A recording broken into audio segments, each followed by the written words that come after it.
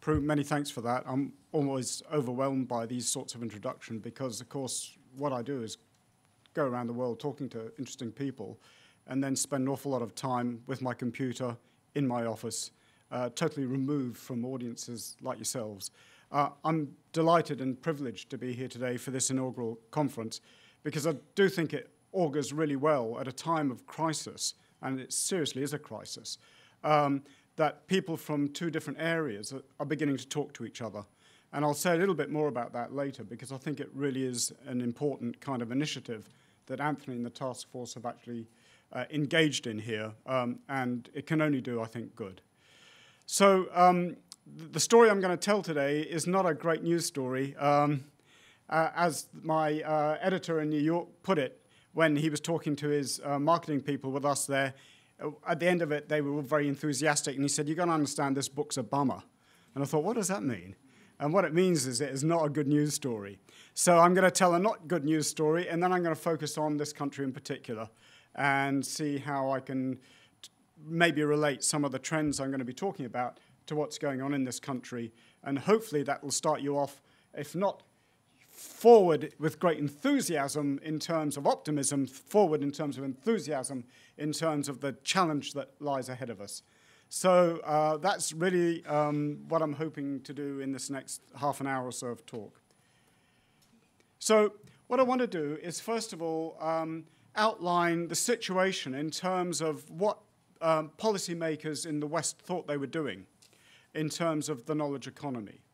And here the idea fundamentally is one about the knowledge economy ushering in a new age of human capital, where the idea was that if you engaged in education, so you'd get a good job, and so you'd get greater rewards.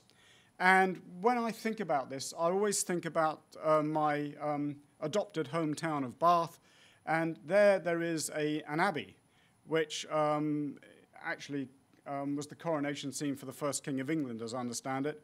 But that abbey is beautiful. But when you stand outside the abbey, what you see is this. On both sides of the door, there are Jacob's ladders going up to heaven. And on those ladders are angels, and they're going up this ladder. And some of them, of course, have sinned, and they're falling down the ladder. So very graphic. Now, that's like the credential ladder in the knowledge economy. If people could have climbed this ladder, they would get to this kind of nirvana or heaven, where they would have well-rewarded, creative, high-status jobs. And the deal was you just moved up this ladder to do that. Well, what I'm going to suggest to you today is that it isn't necessarily so.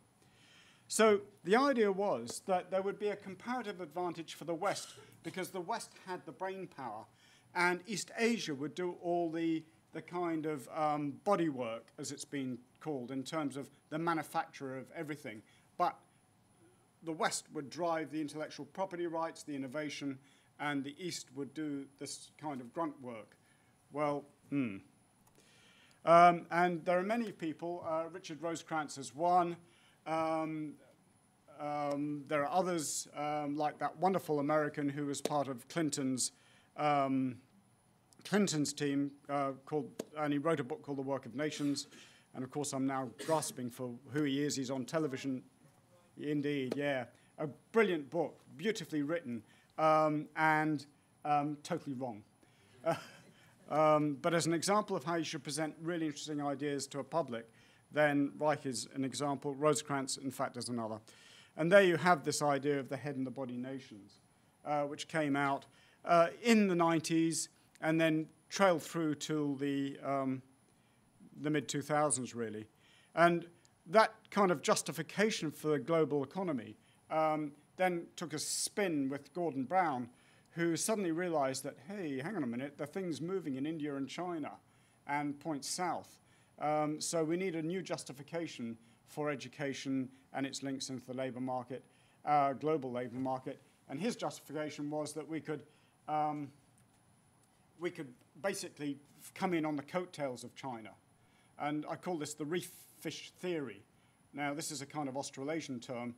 In Australasia, big fish, sharks, go as predators through the ocean, and there are all these little fish underneath it that pick up the detritus and live off that.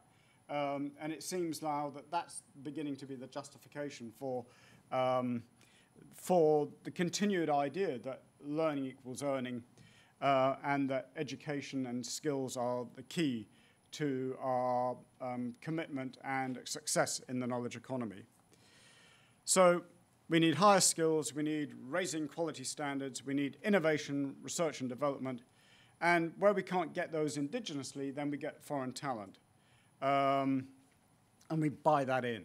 And of course, that's now a matter of huge debate under the present government, that latter point.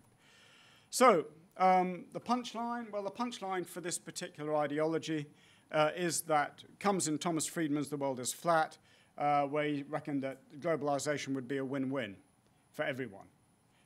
Well, no, but the degree to which it's a win-lose is a matter of debate.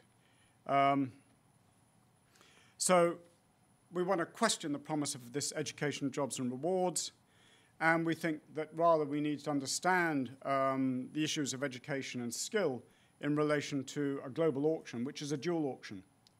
There's a forward progressive auction in the normal Sotheby's sense of that, and for a few, there are high skills and high wages. But for the majority, there's a reverse or Dutch auction. And to give you an example of that, there's a website in Germany whereby you can sign up and the employers give you a basic price for your wages, for your work, and what you have to do is bid under it. And the lowest bidder wins the job. And that essentially is what's happening with the global auction.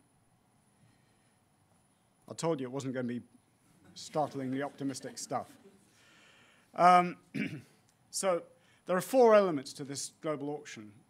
There's the globalization of high skills, and that's to do with the rise of graduates, massive input into graduates in China and India in terms of the resources to gain them. There's the quality cost revolution. There's what we call digital Taylorism, and then there's the war for talent.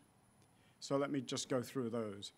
Before we do that, how have we got to this point? Well, we've got to this point because over the past 7, 8 years, we've been interviewing senior executives, mainly HR executives, and policymakers in 7 countries. And those 7 countries are Korea, China, India, Singapore, Germany, UK, and the United States of America.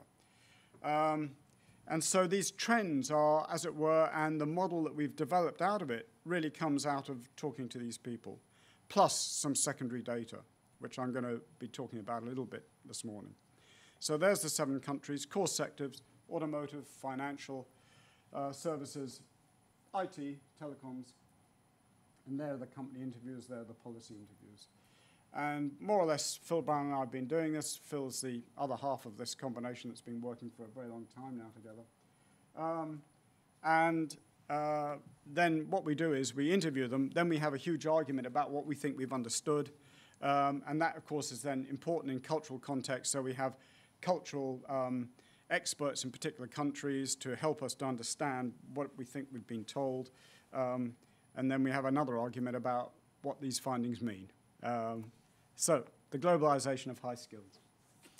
The point about this is that I don't think anyone in the West understood what was going to happen in China and India and the speed and scale of which they were going to do it. It is truly awesome, especially if you come from a small town in the West Country of the UK. And then you go out into the world and you go, oh my God, there's something going on here that we need to understand. And that's what we've been trying to do for quite some time. So higher education enrollments have doubled. We were talking in Washington at the World Bank to a guy who's in charge of Chinese talent, repatriation. And what they're interested in China is bringing Mandarin speakers, of course, they're mainly Chinese, back to China from the rest of the world to keep powering their development.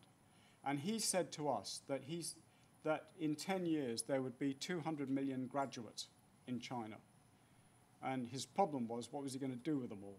And he had an answer, and we don't think it's a good answer, but that's a discussion we shall have with them and him in time.